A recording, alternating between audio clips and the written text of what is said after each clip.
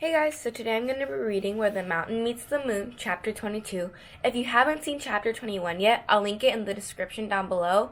So yeah, let's get to reading.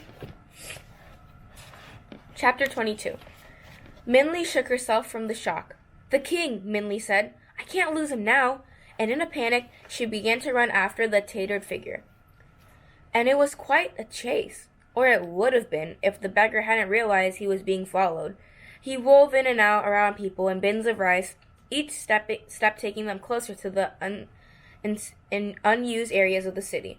Behind a pile of discarded baskets, Minli thought she had lost him, but luckily the gray sleeve of his loose jacket waved at her, and she saw him round the walled corner of the inner city. As an abandoned wagon hid her from his view, she saw him push against a portion of the wall with the slow groan. "The wall moved!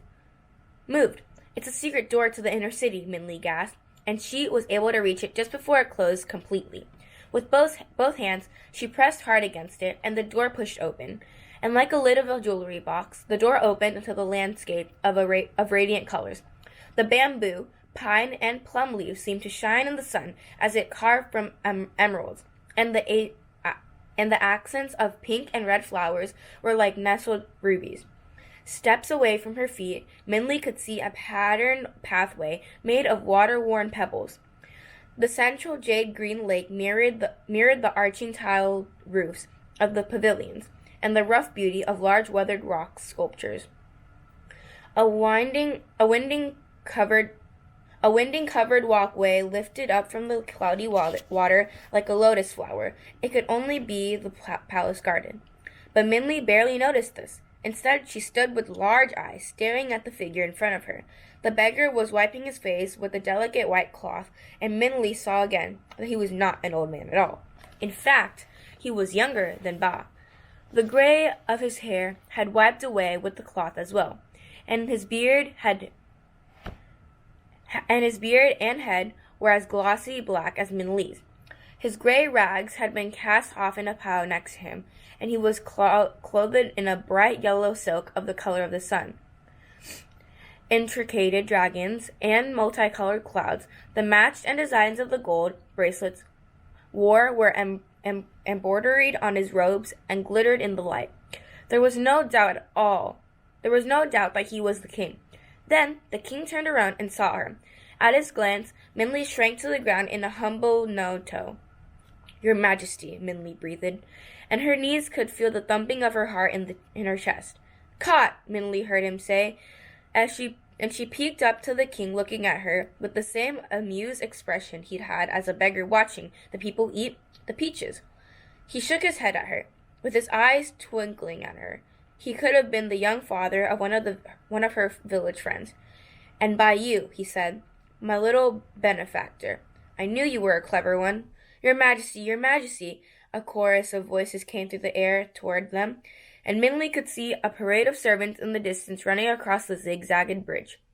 "Well, you must have been caught by them," the king said to Minli. "Then they would find out all about my little adventures, and then where will I be?" And he pulled Minli up to her feet and pushed her behind one of the giant garland stone carvings, kicking his rag over her. "Quickly, quickly," he said, "and don't say a word. I command you not to say a word, or come out until I say so." Minli clutched the rough stone and made herself as small as possible. Hundreds of footsteps were approaching the falling rain from a thunderstorm. "What is this?" the king demanded. "Has war been declared on the city?" "Your Majesty," an out-of-breath voice said, "we have been searching for you." "Searching for me?" the king said. I have been here in the garden for hours." We must have missed you," the voice stuttered. "None of us could find you. The guards had not seen you, and we feared." "You feared the king of the city of bright moonlight had been sprinted away?" The king laughed. "Not this time, Counselor Chu. However, I do feel the wish to commune with the moon tonight." "Your Majesty," the voice said. "Yes," the king said decisively. "Tonight, I wish to be alone in the garden with the moon. Have a meal brought to me in the clasping of the moon pavilion, and do not disturb me until morning." "Yes, your Majesty," the voice said, and Minli couldn't help but peek out. She saw rows and rows of finely dressed people kneeling with their heads on the ground in front of the king. Their rich silk clothing shimmered in the fading sunlight. One man dressed in black kneeled closer to the king, separate from the rest of the courtiers. Minli guessed he was Counselor Chu. Actually, bring me 2 meals, the king said, and glanced toward Minli. She caught his eye and quickly shrank back out of sight. 2 meals, your majesty? Counselor Chu asked, with just the faintest question in his voice. Yes, 2 meals, the king said. I shall honor the spirit of the moon with her own meal, since she was keeping me company. It is only fair. Yes, your majesty, the counselor said. Minli could only guess how puzzled he was, but he was well trained enough to keep it out of his voice. In an hour's time, the king said, I shall be at the clasping the pavilion, the moon pavilion. I want the food waiting for me and nothing else. I do not wish to be disturbed by anyone this evening. Yes, your majesty, the voice said again, and Minli could hear the shuffling and wishing of the silk as the group rose and took leave of the king. They're gone, the king said in a low voice. You can come out now. Minli crawled from behind the sculpture. Well, my little friend, he said to her, now that you know who I am, come walk with me and tell me who you are.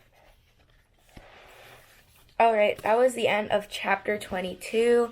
I hope you guys enjoyed this video. Give this video a like and don't forget to subscribe down below. Stay tuned for chapter 23.